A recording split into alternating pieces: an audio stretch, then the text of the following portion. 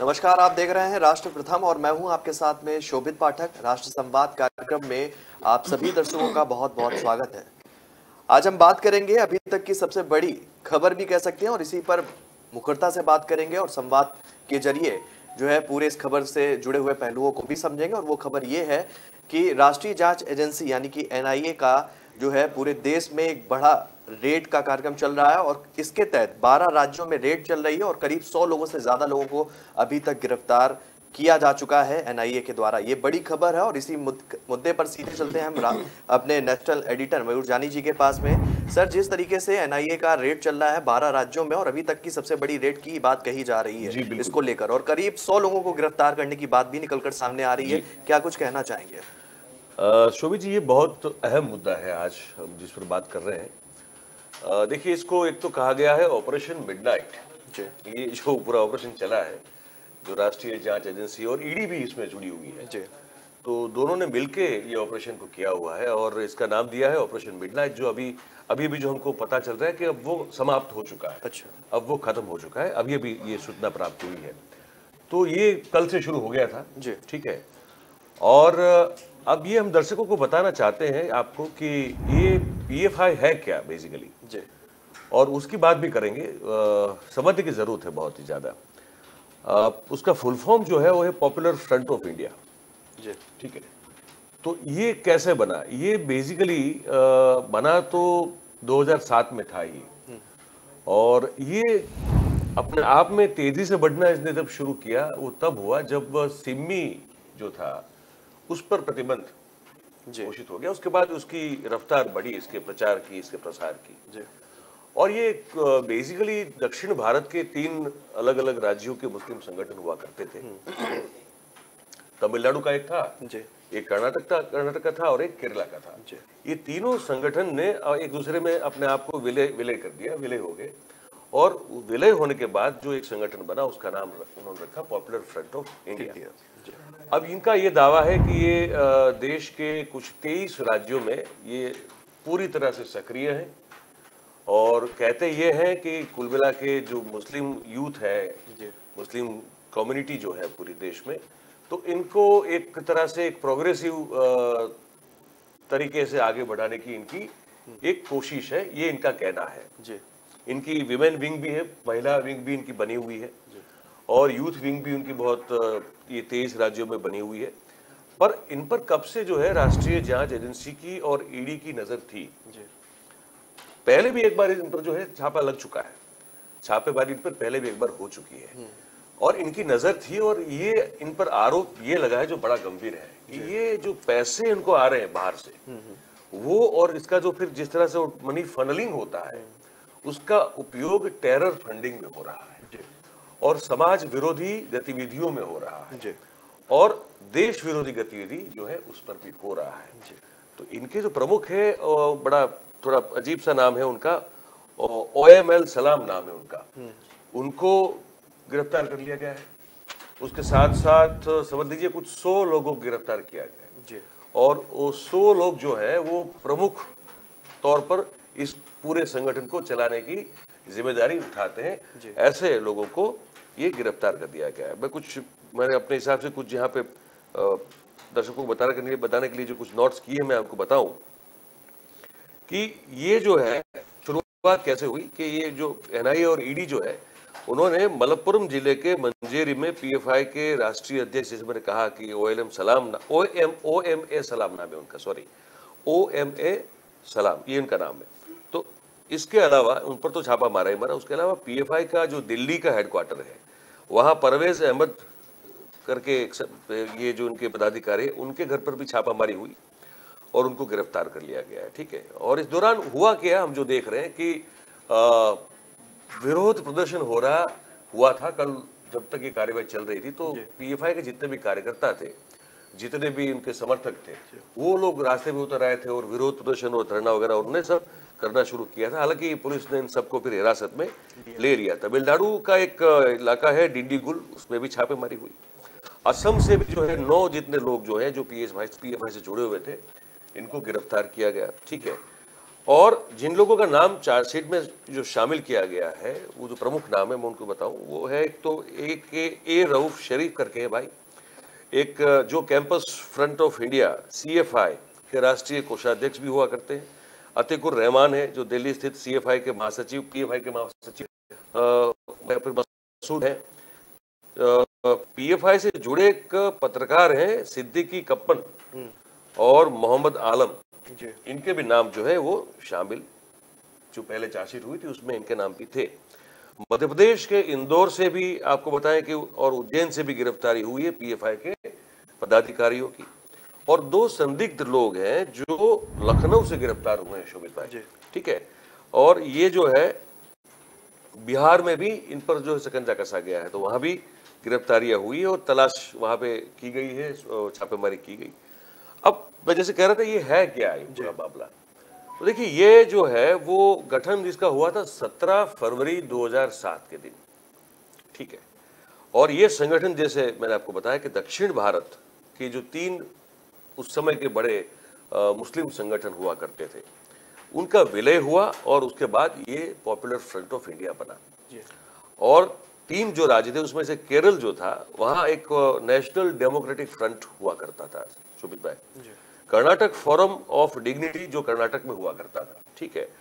और तमिलनाडु का मनिथा नीति पसराई ऐसा नाम का, इस नाम का एक संगठन था, ये तीनों मिल गए। अब ये दावा करते हैं कि जैसे मैंने कहा कि 23 राज्यों में इनका फैलाव है, बहुत सक्रिय है और उनके कार्यकर्ता काम कर रहे हैं, ठीक है। अब कर्नाटक केरल जैसे दक्षिण भारतीय राज्यों में तो संगठन पहले से वो जो 3 थे उनका विलय हो गया, लेकिन जिस तरह से जिस तेजी से शोभित भाई जो देश में फैला, उत्तरी भारत में भी जो फैला, आप देखिए यूपी में जो है उनकी शाखा, दिल्ली में जो है, बिहार में, असम तक वो फैली हुई है पूरी, और राजस्थान में है, महाराष्ट्र में है, आपको बता दें, ठीक है। तो वहां ये लोग उनका कहना क्या है कि हम लोग क्या करते हैं, वो कहते हैं कि महिलाओं के लिए भी बहुत प्रोग्रेसिव विचारधारा के साथ काम किया जाता है जिसको नेशनल विमेन फ्रंट कहा जाता है। फिर विद्यार्थी जो है उनके लिए कैंपस फ्रंट ऑफ इंडिया जो CPI कहा था, जो PFI का ही एक हिस्सा है, वो संगठन है। और हो क्या रहा था इतने सालों में, आपको बताया, जो वोट की जो पोलराइजेशन की राजनीति होती है शोभित जी, उस राजनीति में ये लगातार NIA की नजर थी कि जो छोटी छोटी पार्टियां या कुछ हद तक मध्यम स्तर की पार्टी जो थी वो मुस्लिम वोट पाने के लिए इनका उपयोग करती थी, मतलब पैसा का लेन देन भी होता था, पैसा बाहर से भी आता था। और इनकी सोच और इनके पास जो मटेरियल जब भी ये नजर रखते थे, उनको जो मिलता रहा था वो ये था कि इनको इसलिए वो नजर में थी क्योंकि बहुत सारे चीजें उस तरफ इशारा करती थी कि ये लोग बहुत कुछ गुप्त रूप से देश विरोधी कृत्य कर रहे हैं या तो ऐसे कार्य में लगे हुए हैं। समाज विरोधी इसलिए क्योंकि हम एक देश में रहते हैं, मुस्लिम आबादी जो है वो 18 से 19% के बीच में हमारे देश में है, बिल्कुल, जो माइनॉरिटीज में सबसे बड़ी है, ठीक है। और हिंदुओं के बीच में कहीं ना कहीं फूट डालने का काम, या तो आप समझ लीजिए कि ऐसा कुछ काम हो जिसमें मुसलमानों को भी बहकाया जाए और ऐसे कुछ काम करवाया जाए जो सामाजिक एक हमारा जो एक सद्भाव या एक जो सौहार्द बना रहना चाहिए उसमें कहीं दखल अंदाजी हो जाए। तो इस तरह की बात जो है वो NIA को उनकी भनक थी, और इसको लेकर इस टेरर फंडिंग का मुद्दा, सामाजिक जो गतिविधियां थी जो समाज के विरोध में थी उसको लेकर जो भनक थी, और कुछ उनके पास कुछ प्रूफ भी थे, और फिर टेरर फंडिंग, और इन सब चीजों को लेकर फिर सोचा गया कि एक साथ छापेमारी की जाएगी। और उस छापेमारी के चलते अभी 100 से ज्यादा लोग गिरफ्तार है, और लग रहा है कि अभी ऑपरेशन मिडनाइट अभी तो बता रहे हैं कि खत्म हो चुका है, पर मुझे लगता है कि शायद इसमें और आगे कार्रवाई हो सकती है, क्योंकि वो तार भी तो ढूंढने पड़ेंगे ना आपको। पैसा जहां से आ रहा है वो तो ईडी ढूंढ लेगी, फिर जहां से आ रहा है वहां भी कुछ करना पड़ेगा, और इनके ऐसे कुछ स्लीपर सेल भी होंगे जो शायद अभी तक सुषुप्त अवस्था में हो, सक्रिय ही ना हुए हो, तो हो सकता है इन गिरफ्तारियों के बाद फिर वो सक्रिय हो। तो ये सब चीजें जो है वो हमारी जो राष्ट्रीय जांच एजेंसी और ये सब तो ये देखेंगे इसको, और मुझे लगता है कि आगे इसमें और कार्यवाही की जा होगी। पर ये कहा जा सकता है शोभित भाई कि इस तरह के मामले में आतंक के खिलाफ या आतंकी गतिविधियों के खिलाफ ये कह सकते हैं अभी, ये शायद देश पर अगर कोई कार्रवाई हुई हो तो ये कहता है कि ये बिल्कुल कह सकते हैं कि ऑपरेशन मिडनाइट जो हुआ, खत्म हुआ, ये शायद सबसे बड़ी अब तक की देश के अंदर की आतंकी गतिविधियों के खिलाफ हुई कार्रवाई हम मान सकते हैं इसको।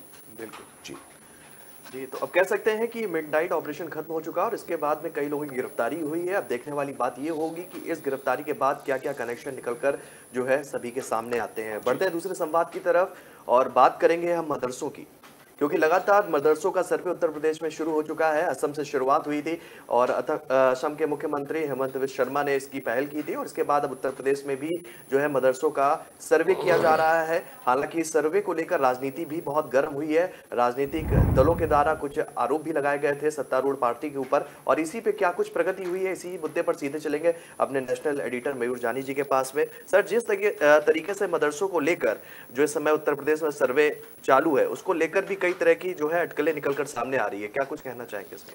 देखिए, मुझे लगता है ये एक पाथ ब्रेकिंग डिसीजन लिया है उत्तर प्रदेश सरकार ने, क्योंकि आमतौर पर ये बड़ा संवेदनशील मुद्दा बन जाता है तो सरकारें जो है वो इसको छूने से डरती हैं। जी। अब ये मुस्लिम वक्फ बोर्ड है, वक्फ बोर्ड जो है वो जितने भी मुस्लिम धर्म से अनुसंगिक जितनी भी प्रॉपर्टीज हैं उस सब की एडमिनिस्ट्रेशन करने का काम उनको है, उनके पास है और उनका अधिकार भी ये माना जाता है। और इसमें बहुत सारी चीजें जो है पिछले 30-40 साल में कुछ अमेंड की गई है, कुछ बदली गई है, जिस बोर्ड की जो ताकत या उसका जो पावर है वो और बढ़ता रहा था। तो उसमें बहुत सारी ये कह सकते हैं कि बहुत आरोप ऐसे लगे हैं शोभित जी कि इसका दुरुपयोग किया गया, कुछ ऐसा काम किया गया, कुछ ऐसे संपत्तियों को भी उसमें जोड़ दिया गया और वह जो भी जहां भी जिस स्टेट में जो भी देखता था उसका जो हेड हुआ करता था, चेयरपर्सन, उसने बहुत हर देश में हर राज्य में ये कहा जाता है कि भाई इसका दुरुपयोग बहुत किया गया दिए गए पावर को लेकर। अब क्योंकि मुसलमानों की आस्था से जुड़ी हुई सब धार्मिक स्थल हैं, जितने आप समझ लीजिए मस्जिदें हो, मीनारें हो या पुराने कुछ इस्लामिक कल्चर की भी कुछ इमारतें हो, बहुत सारी चीजें आ जाती हैं, तो वो उनके साथ जो है संवेदनाओं के साथ जुड़ी हुई बातें हैं। बिल्कुल। तो अब तक की सरकारें जितनी भी रही वो इसको छूने से डरती थी कि ये बखेड़ा खड़ा ना हो जाए, कहीं फिर हम पर जो है वो ऐसा आरोप लग जाए कि हम तो मुस्लिम विरोधी लोग हैं। लेकिन इस सरकार ने जी ये बोल्ड डिसीजन लिया। अब एक आदेश जारी हुआ था, मैं आपको बताऊं 1989, ठीक है, तब कांग्रेस की सरकार उत्तर प्रदेश की थी और उस आदेश के बाद बदला नहीं गया, उसको चैलेंज नहीं किया गया। 1989 को वो आदेश जारी कांग्रेस सरकार ने किया था, उस समय कांग्रेस उसके बाद दिखी नहीं है, ठीक है, कि बंजर जमीन हो या उसर आदि भूमि जो हो ऐसी, उसका इस्तेमाल अगर वक्फ के रूप में किया जा रहा हो तो उसे वक्फी संपत्ति के रूप में ही दर्ज कर दिया जाएगा। ये आदेश था जी। अब इस आदेश को रद्द कर दिया गया, बोले ये खत्म करो, ये नहीं चाहिए, अब नए सिरे से सर्वे कर दिया जाए। ही अर्थ में वक्फ बोर्ड की जो अथॉरिटी जो डिसाइड हुई है उसके तहत सही अर्थ में कितनी संपत्ति, तो 5 समय दिया गया है वहां पे और 5 महीने में आपको फिर वो रिपोर्ट्स जाएगी सरकार को, उसके बाद फिर डिसाइड होगा कि भाई सही अर्थ में वक्फ बोर्ड की संपत्ति जो है वो उसमें कितनी सही है उनके पास और कितनी गलत रूप से उनके पास। ये एक बड़ी इंपॉर्टेंट चीज है, इसमें अगर आपको मुझे और जो सवाल पूछना चाहे तो हम कर सकते हैं। शुरुआत यूपी सरकार है, लेकिन उससे पहले अगर हम बात करेंगे तो असम में भी इसका बड़ा परिवर्तन जो है वो देखने को मिला था। और जिस तरीके से मुख्यमंत्री गद्दी पर बैठने के बाद हेमंत बिश्व शर्मा का ये बोल्ड डिसीजन कह सकते हैं लिया गया, उन्होंने भी बहुत कठोर कार्रवाई की है मदरसों के ऊपर और लगातार वो बयान को लेकर भी सुर्खियां बटोरते रहेंगे। तो उनकी इस नीति को लेकर आप क्या कहेंगे? देखिए, हेमंत बिश्व शर्मा जो है वो कुछ एक उस तरह के पॉलिटिशियन है जो शायद आज की जनरेशन है, मतलब शायद क्या आज ही की जनरेशन कह सकते हैं, क्योंकि इस जनरेशन के जो पॉलिटिशियन आते हैं वो अपनी इमेज को लेकर एक तरह से चिंतित होते हैं, लेकिन एक तरह से बिल्कुल नहीं होते हैं। बिल्कुल, मतलब उनको पलटते हुए कोई देर नहीं लगती। वो कांग्रेस में थे तब वो अलग उनका राग था, जैसे भारतीय जनता पार्टी में आ गए तो मतलब वो भाजपा की जो कट्टर सोच रखने वाले जो पुराने कार्यकर्ता या नेता होते हैं उससे दुगना तिगना कुछ कदम जो है आगे बढ़ा दिखा रहे हैं। वो उनका एग्रेशन और उनकी बात करने की शैली जो है, वो जिन जिन मुद्दों पर अपने वक्तव्य दे देते हैं वो सब उतने जोश और जुनून के साथ तो वो भी नहीं करते जो पुराने कार्यकर्ता या भाजपा के नेता है। अब इसमें कहावत है, लेकिन अब वो कहेंगे तो फिर ये बड़ी आम कहावत है, पर अभी बोलेंगे तो कोई हो सकता है कि शायद कोई ऑफेंड हो जाए, तो उस कहावत को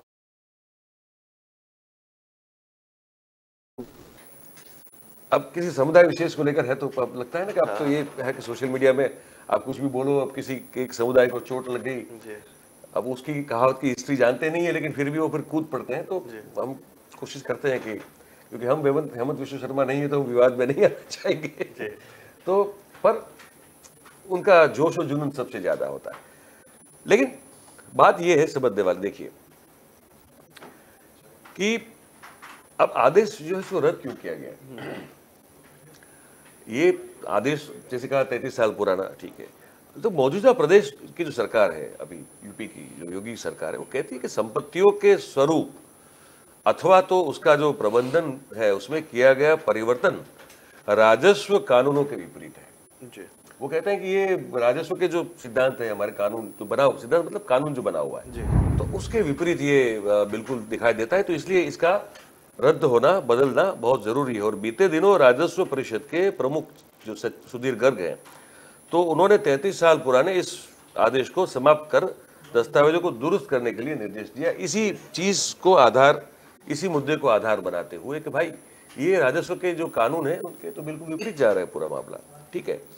अब अल्पसंख्यक कल्याण एवं वक्फ अनुभाग के जो उपसचिव है शकील अहमद सिद्दीकी साहब ने भी जो है मंडलायुक्तों को, जिलाधिकारी को पत्र भेज दिया कि भाई ये अब इसको रद्द किया गया है और इस तरह के सभी जितने भी भूखंड मतलब जितने भी जमीन के टुकड़े हैं जो इस आदेश के तहत वक्फ के पास है, तो उन्होंने कहा कि इसकी सूची आप हमें भेज दीजिए और उसके साथ साथ जितने भी अभिलेख जो है उन सबको दुरुस्त करने का भी आदेश उन्होंने दे दिया गया है। तो उनका ये कहना है सिद्दीकी साहब का कि शासन द्वारा एक बार से उत्तर प्रदेश मुस्लिम वक्फ अधिनियम 1960 को लागू करते हुए वक्फ बोर्ड की सभी संपत्तियों का रिकॉर्ड मेंटेन किया जाएगा, मतलब उस नियम के तहत 1960 के नियम के तहत किया जाएगा।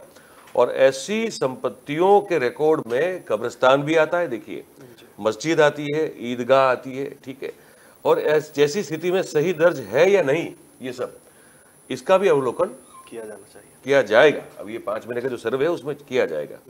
अब जैसे आप कह रहे हैं विपक्ष, फिर ये कहते हैं अखिलेश कूद पड़े, कहा कि ये तो हिंदू मुस्लिम कार्ड खेलने की आप जो है ये आपने जो ये खेल का आप खेलना शुरू कर दिया है, क्योंकि वक्त की जांच करवा कर मुद्दों से भटकाने का काम हो रहा है, ये भी अखिलेश यादव का आरोप लगा है, ठीक है।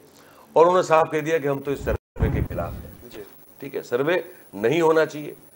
अब AIMIM के नेता वहां के जो है वकार साहब जो है, ठीक है, अब वो भी कह रहे हैं कि ये तो एक तरफा कार्रवाई है, ठीक है, और तो मुसलमानों को अब ये जो है ना ये फिर अब ये टूल पर यू है जिस तरह से काम कर रहे हैं, जैसे वकार सवाल पूछ रहे हैं कि भाई जो है हिंदुओं मंदिर है उनके भी ट्रस्ट है, तो उनकी जांच क्यों नहीं है, और घोटाले उस पर भी जांच होनी चाहिए। ये वकार जो है AIMIM के उनके जो प्रदेश प्रभारी है, अध्यक्ष मेरे ख्याल से उनका कहना है, और ये डिसाइड किया है। और ये सरकार ऐसी है कि जो डिसाइड करती है वो करती है, उसमें फिर आगे बढ़ जाती है, फिर वो निंदा या टिप्पणी या क्या हो चिंता नहीं करते लोग, नहीं करते। लेकिन वक्त जो है उसकी अगर व्याख्या थोड़ी प्रदेश आने से पहले, तो देखिए वक्फ जो है, वक्फ बोर्ड एक बनता है, तो अचल संपत्ति जो होती है, जिसे इस्लाम को मानने वाला कोई भी व्यक्ति धार्मिक कार्यों करके जाता है, ठीक है, इस दान हुई जो संपत्ति है उसका कोई मालिक नहीं होता, और दान की गई हुई ये संपत्ति का मालिक सिर्फ वहां पे ये जो वो एकमात्र अल्लाह को मानते हैं, ठीक है। तो उसको संचालित करने के लिए जो संस्थान बना है उसका नाम है वक्फ बोर्ड। तो अब देखते हैं आगे 5 महीने में सर्वे में क्या निकल के आता है, और ये है बड़ा बोल्ड डिसीजन, और मैं ये मानता हूं कि इसकी असर जो है, इसका प्रभाव जो है शोभित भाई, ये शायद आने वाले दिनों में और राज्य भी इस बारे में फिर इस धूम पे सोच सकते हैं, विचार कर सकते हैं। तो अब देखते हैं कि कैसे ये बात जो है आगे पूरे देश में क्या आगे बढ़ती है, नहीं बढ़ती है, या यूपी तक सीमित रहती है, ये देखना काफी रोचक रहेगा।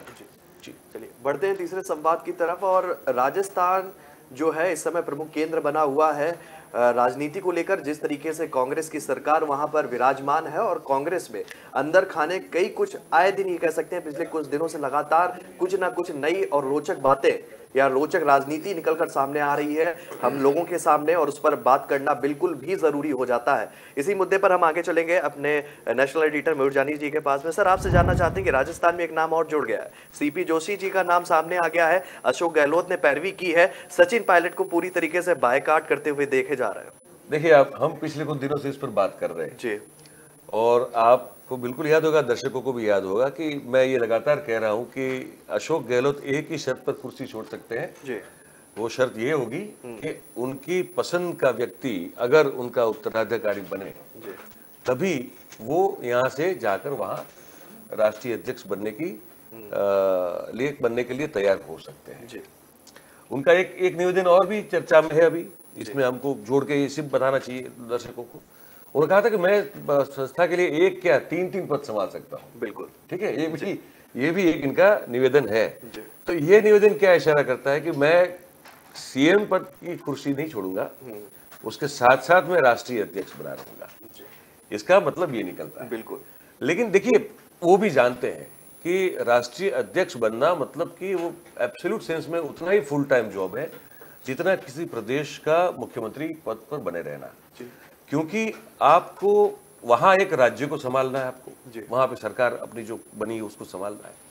यहाँ पे एक इतने साल पुरानी पार्टी को पूरे देश के संगठन को संभालना है। सिर्फ संभालना नहीं है, जो बिखराव नजर आता है, जो टूट नजर आती है, जिस तरह से दरारें हमको नजर आती है, पार्टी अंदर से तितर बितर हो चुकी है। ठीक है, इतनी बड़ी पार्टी जो एक जमाने में हुआ करती थी, आज वो अपने अस्तित्व के लिए फाइट कर उस पार्टी को अगर फिर से खड़ा करना हो शोभित भाई, तो बहुत बड़ी ताकत लगती है उसमें। और राजस्थान के मुख्यमंत्री के पद पर रह के जो जितना वो कर सकते हैं और जितना समय उनको देना पड़ेगा, उससे शायद 2 गुना 3 गुना 4 गुना समय उनको अगर कांग्रेस को फिर से पुनर्जीवित करना है तो उनको लगाना पड़ेगा। अब इसलिए, सिर्फ इसलिए वो 2 पद पर रहे तो वो जस्टिफाई नहीं कर पाएंगे, अपने खुद की क्षमता को भी जस्टिफाई नहीं कर पाएंगे, और दोनों पदों की जो जिम्मेदारी है उसको भी वो जस्टिफाई नहीं कर पाएंगे। इसीलिए चाहे वो मतलब मन में इच्छा ना हो कि वो राजस्थान की सीएम की कुर्सी छोड़ दे, लेकिन उनको छोड़ना पड़ेगा, वो भी एक वास्तविकता है, वो जानते हैं उस चीज को। तो राजनीति में क्या होता है कि एक के बाद एक फिर गोटी फेंकी जाती है। पहले अपनी मनसा ये साफ करनी होती है कि देखिए, मैं तो एक साथ 2 पद संभाल सकता हूँ, है ना। तो अगर आपको मुझे राष्ट्रीय अध्यक्ष बनाना है तो फिर मैं तो 2 पद संभालूंगा। बिल्कुल। ये पहली बात, पहली गोटी फेंक दी गई।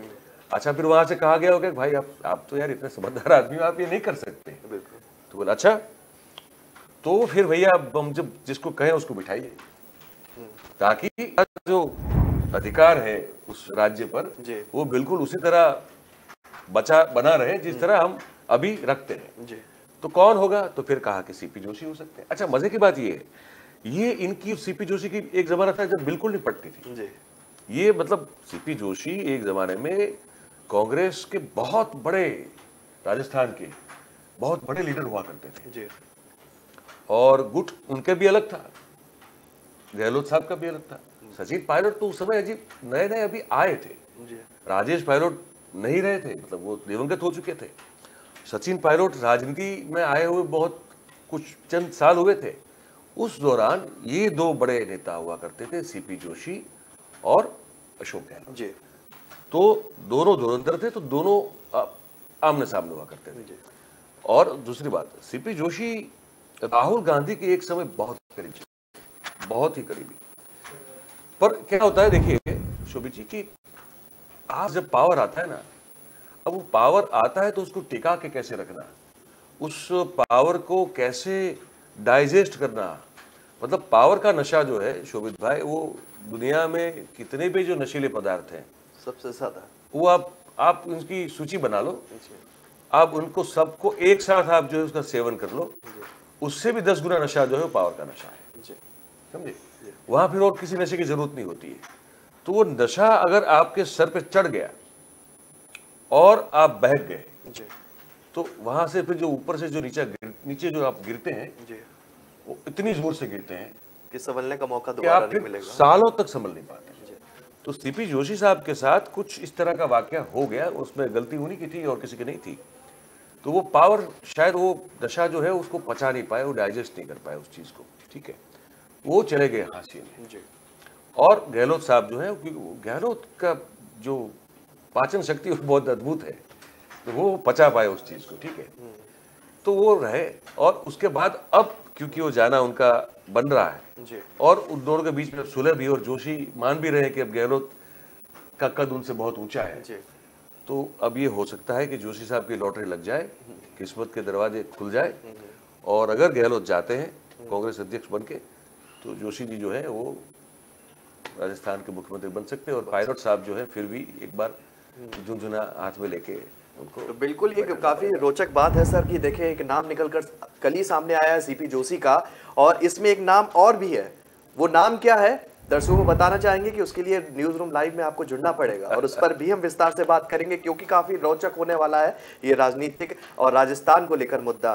तो फिलहाल आज के लिए राष्ट्र संवाद में इतना ही। हम दर्शकों को बताना चाहेंगे कि हमारी वेबसाइट पे आप जुड़कर और देश विदेश की खबरों को जान सकते हैं। वेबसाइट का पता ये है www.kalamkartavya.com। तो फिलहाल हमें दीजिए इजाजत, तब तक के लिए नमस्कार।